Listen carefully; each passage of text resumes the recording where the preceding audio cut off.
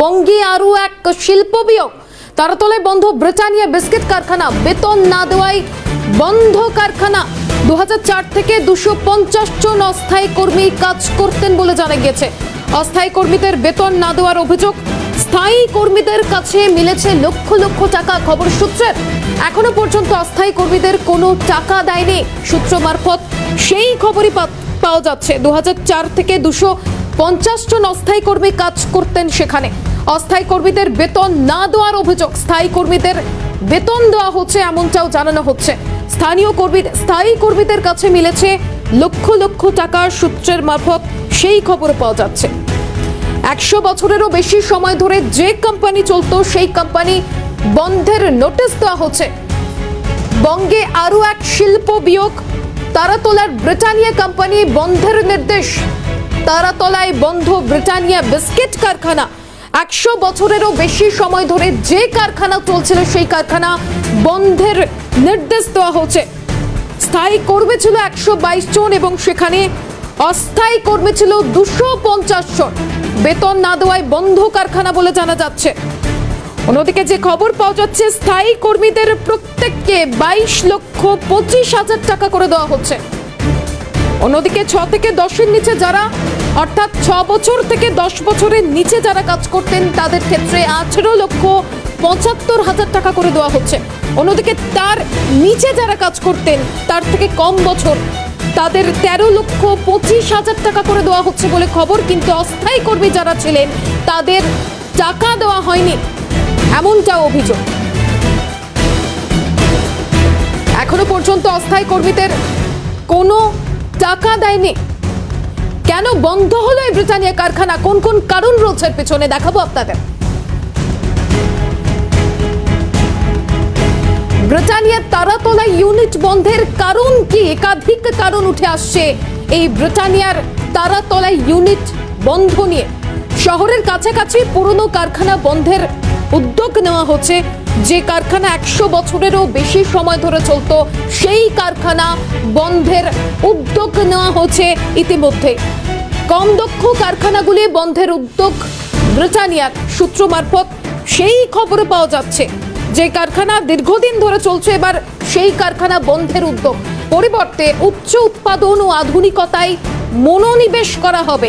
ব্রিটানিয়ার Taratala unit বন্ধের একাধিক কারণ উঠে আসছে।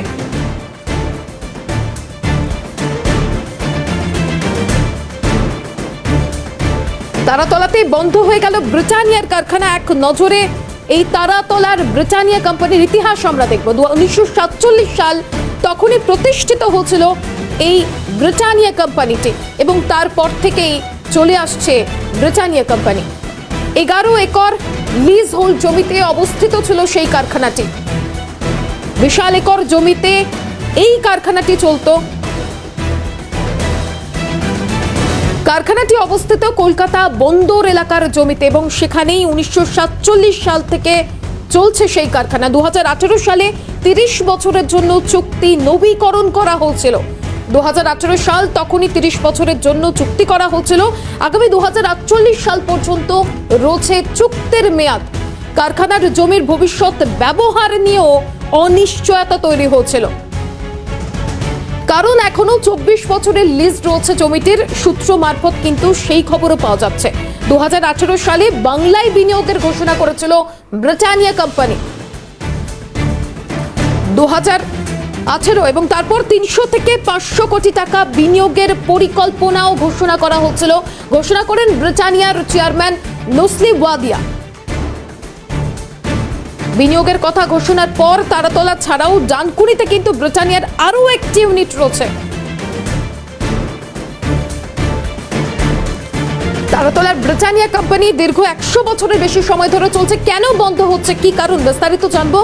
আমাদের প্রতিনিধি অয়ন রয়েছে আমাদের সঙ্গে। অয়ন, ব্রিটানিয়া কোম্পানি বন্ধের পিছনে একাধিক কারণ উঠে আসছে, ঠিক কোন কোন কারণকে সামনে রাখা হচ্ছে এবং কোম্পানি কর্তৃপক্ষের তরফে কি জানানো হচ্ছে?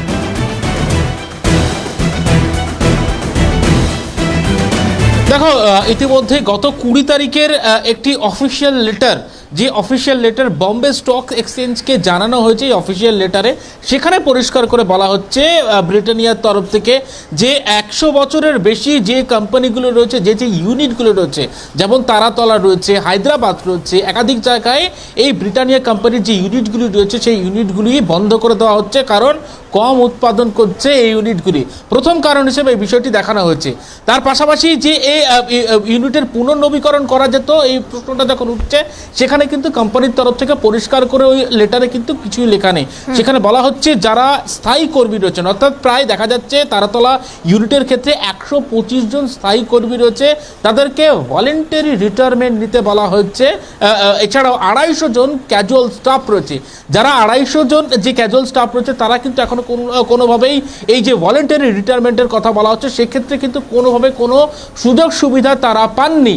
এবং অন্য জায়গাতে দাঁড়িয়ে যখন এই 125 জন স্থায়ী কর্মী রয়েছে তাদেরকে একেবারে নিয়ম মতো প্রায় 25 লাখ টাকার কাছাকাছি তাদেরকে টাকা দেওয়া হচ্ছে, যে অর্থাৎ ভলেন্টারি রিটায়ারমেন্টের কাছে যে হিসেব থাকে সেই মতো কিন্তু টাকা দেওয়া হচ্ছে। এবং আরও একটি বিষয় জানিয়ে রাখি যে কেন এমন সিদ্ধান্ত নিতে হলো, সেক্ষেত্রে দাঁড়িয়ে কিন্তু তোমাকে জানিয়ে রাখি যে পোর্ট ট্রাস্টের জমি 11 একর জমির উপরে এই তারাতলার যে ব্রিটানিয়ার যে ইউনিট, সেই ইউনিট রয়েছে। এবং সেখানে দাঁড়িয়ে 2018 সাল নাগাদ নুসলি ওয়াদিয়া অর্থাৎ ব্রিটানিয়ার যিনি চেয়ারম্যান রয়েছেন তিনি সিদ্ধান্ত নিয়েছিলেন যে নতুন করে এই যে জমির যে একেবারে অনুমতি সেই মতো পুনর্নবীকরণ করবেন তিনি, এবং সেই মতো একেবারে 2048 সাল মতো পর্যন্ত এখনো পর্যন্ত কিন্তু একটু বিরত করব তোমাকে এই মুহূর্তে। অর্থনীতিবিদ মহানন্দা কাঞ্জিলাল রয়েছেন টেলিফোন লাইনে। স্বাগত আপনাকে ক্যালকাটা নিউজে। যে বিষয়টা জানতে চাইবো, বলা যায় যে বঙ্গে আরো এক শিল্প বিয়োগ হলো, তার কারণ তারাতলা ব্রিটানিয়া কোম্পানি বন্ধের নোটিশ ইতিমধ্যে দেওয়া হচ্ছে, আপনার প্রতিক্রিয়া? হ্যাঁ, মানে এটা হচ্ছে যে পশ্চিমবঙ্গে শিল্পের যে খরা, সেটা তো অ্যাকচুয়ালি আমরা দেখতে পাচ্ছি বেশ কিছুদিন ধরে সিপিআইএম এর সময় থেকেই। দুর্ভাগ্যের ব্যাপার হচ্ছে যে বর্তমান যে তৃণমূল সরকার এই সমস্যাটা সমাধান করে উঠতে পারছে না। কিন্তু একটা দেশে বা একটা রাজ্যে যদি বৃহৎ শিল্প বা যে কোনো বড় শিল্প বন্ধ হয়ে যায়, তাহলে এমনিতেই বেকারত্বের সমস্যায় ভারতবর্ষ এবং অবশ্যই রাজ্যগুলো জর্জরিত। সেখানে একটা চালু নামী কোম্পানি ব্রিটানিয়া তো একটা যথেষ্ট ভালো কোম্পানি, কনজিউমার গুড প্রোডাক্ট, এবং খুবই খ্যাতি রয়েছে এই কোম্পানি। সেই কোম্পানি বন্ধ হয়ে গেলে প্রথমত এতগুলো মানুষের চাকরি চলে যাবে, বেকারত্ব সমস্যায় অলরেডি একটা বড় সমস্যা, আরো বহু মানুষ তাতে অ্যাড হচ্ছে। এটা নিয়ে সরকারকে একটু চিন্তা করতে হবে। যদিও কোম্পানিটা বেসরকারি কোম্পানি, কিন্তু বেসরকারি কোম্পানি শিল্পে বিনিয়োগ করবে বা শিল্পটাকে যাতে ভালো মতো করা যায় কোনো রাজ্যে, তার জন্য সরকারের একটা সহযোগিতা দরকার। যেরকম প্রথমত জমি, মূলধন, এগুলো বেসিক জিনিস যে কোনো শিল্পের। তার সঙ্গে একটা শিল্প বান্ধব পরিবেশ চাই। সেইটা যদি না হয় তাহলে এরকম ঘটনা ঘটবে যে এত বড় বড় কোম্পানি, ডানলপ হোক বা ব্রিটানিয়া হোক, এরা যদি বন্ধ হয়ে যায় বা এরা হয়তো অন্য রাজ্যে চলে যাবে, এগুলো রাজ্যের জন্য, রাজ্যের অর্থনীতির জন্য কিন্তু ভালো হচ্ছে না। কাজে এটা নিয়ে একটা গভীর চিন্তা ভাবনার প্রয়োজন আছে বলে আমার মনে হয়। বেশ, অনেক ধন্যবাদ আপনাকে।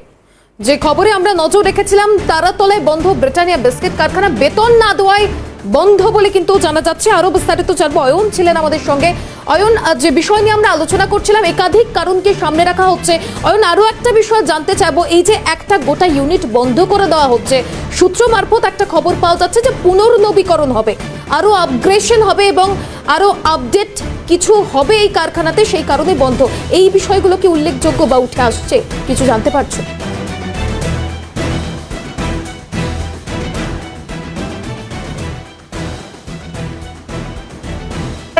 পরিষ্কারভাবে যে বিষয়টি জানা যাচ্ছে যে 100 বছরের উপরে যে কারখানাগুলো জানা যাচ্ছে যে 100 বছরের উপরে যে কারখানাগুলি রয়েছে, যে ইউনিটগুলো, যেমনটা ধরে নেওয়া যাক তারাতলাতে আমাদের রাজ্যে যেমন ইউনিট রয়েছে, তার পাশাপাশি হায়দ্রাবাদেও রয়েছে। গোটা দেশ জুড়ে যে যে জায়গাতে বলা যায় যে উৎপাদন উন্নতি হচ্ছে না, উৎপাদন কমে যাচ্ছে, সেই জায়গাতে কিন্তু এইভাবে ইউনিট বন্ধ করার সিদ্ধান্ত নেওয়া হয়েছে। কিন্তু এখানে দাঁড়িয়ে একটা প্রশ্ন উঠতে পারে, তাহলে যখন ইউনিট বন্ধ করারই সিদ্ধান্ত নেওয়া হবে, তাহলে কেন পুনর্নবীকরণের একটা লাইসেন্স 2048 সাল পর্যন্ত এই পোর্ট ট্রাস্টের কাছ থেকে লাইসেন্স নেওয়া হলো? এই জমির জন্য 11 একর যে জমির উপরে তারাতলার যে ব্রিটানিয়ার যে বিস্কুট কারখানাটি রয়েছে, কেন সিদ্ধান্ত নেওয়া হলো সেটা যেমন একটা বড় প্রশ্ন।